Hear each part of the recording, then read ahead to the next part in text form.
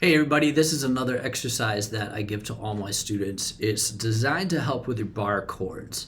I found that a lot of people have trouble with bar chords, and I found that there's usually two things that are important for bar chords that people haven't mastered yet. One is just muscle development. You need a lot of strength in your hands to play a bar chord properly, and if you're not there yet, it won't sound right. The bar chord won't sound right. In which case, the solution is to just keep playing and do this exercise, and your hands will get stronger, and that will fix the problem.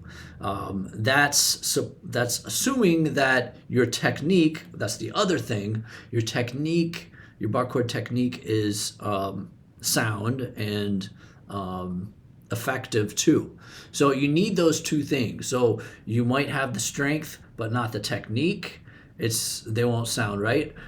Even if you have the technique and not the strength, it still won't sound right. You need both of them. So this exercise is designed to help with both of those. The technique that a lot of people don't talk about is you need to use the edge of your finger. That's the edge of your finger, not the pad. Okay, so here's the pad. And here's the edge.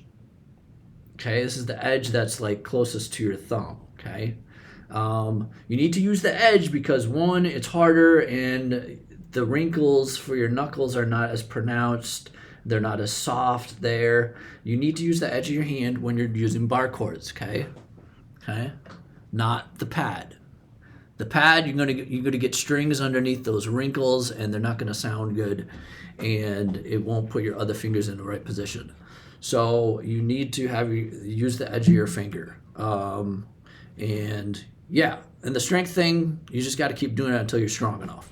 So my exercise breaks down a bar chord, like this bar chord, 6-string bar chord, into smaller pieces. That's the overarching method to all my exercises is take the problem, break it into smaller pieces, do it a lot until you're better at what you were having trouble with.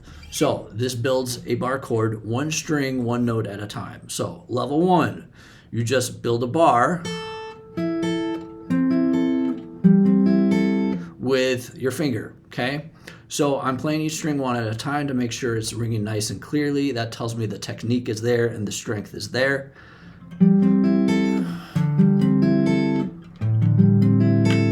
Okay, until I have a 6-string bar. And once you're there, level 1 is complete.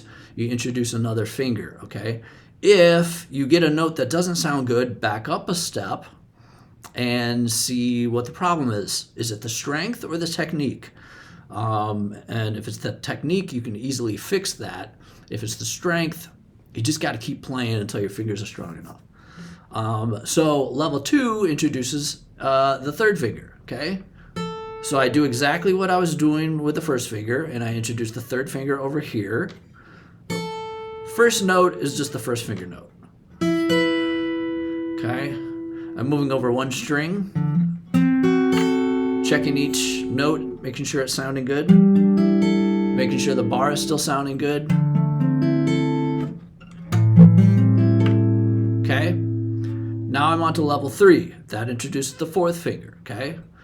So we start with this finger again, okay? Moving over one string at a time. If you notice, we're starting to see the semblance of a bar chord over here. Checking the bar.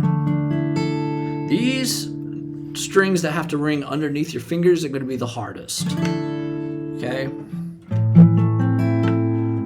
Okay, so that's level 3. Level 4 introduces the fourth finger of the chord, the second finger on your hand. Now the second finger is coming in right here.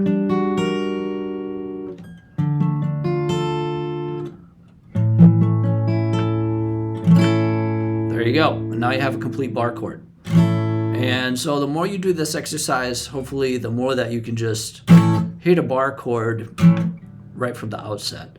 I've actually done this with a lot of my students, and it helps them. Everybody that has done this has been able to play a bar chord after they complete the exercise. So hope that helps. We'll see you next time.